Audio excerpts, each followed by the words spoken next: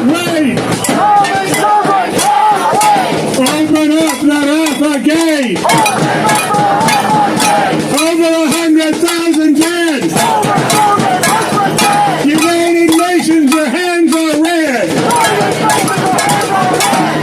We're here today because there is a Holocaust 80 years after the end of World War II, 80 years after the fall of the Third Reich. The new Hitler named Donald Trump and his lackey Netanyahu and the Democrats and Republicans in Congress and the entire Zionist state are trying to perpetrate a final solution on the people of Palestine. A genocide, a Holocaust. This institution, the United Nations, was formed in September 1945 to stop that from ever happening again. But instead, they are sitting idly by. We have this conference today, sponsored by France and Saudi Arabia, talking about a two-state solution sometime in the distant future, a demilitarized Palestinian state in part of Palestine that does not bring 1 ounce of food to the children of Gaza. This conference does not even make any demands on the racist state of Israel. It is a diversion. It is a diversion. It is a ploy to give the Saudis and other puppet monarchies a pretext to recognize and, quote, normalize with the Zionist genocide state. That's all it is. In May, Donald Trump went to Saudi Arabia and to the UAE and to Qatar, and he took with him 30 CEOs of the very corporations that are responsible for the genocide, that are getting rich off the genocide. Palantir, NVIDIA, Boeing, Citibank, Blackstone, BlackRock, and the Saudi Kingdom MDS.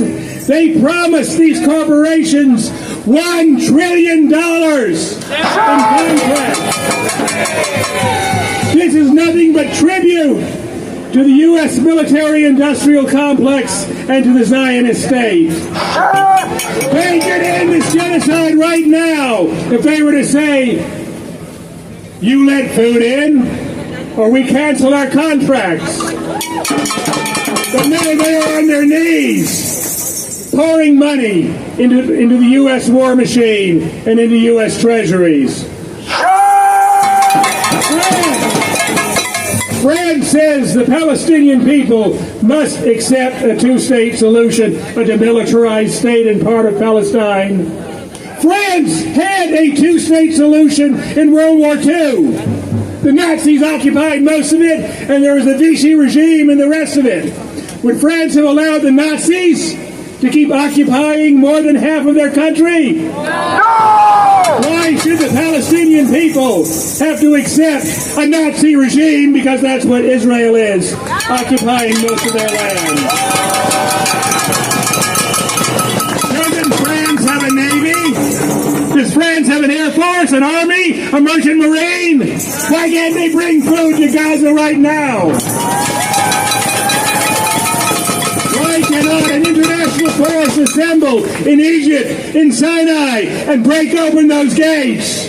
That is not only the right thing to do, it is their obligation under the UN Charter to stop genocide. Right now, poor people in Egypt are putting plastic bottles of lentils into the water in the hope they may reach Gaza. And the Zionist Navy, paid for by the United States, is sending out ships to intercept those plastic bottles of lentils. While they do not allow the people of Gaza even to set foot into their own ocean. And today we have a hero with us, Jacob Berger, the Handala, the second ship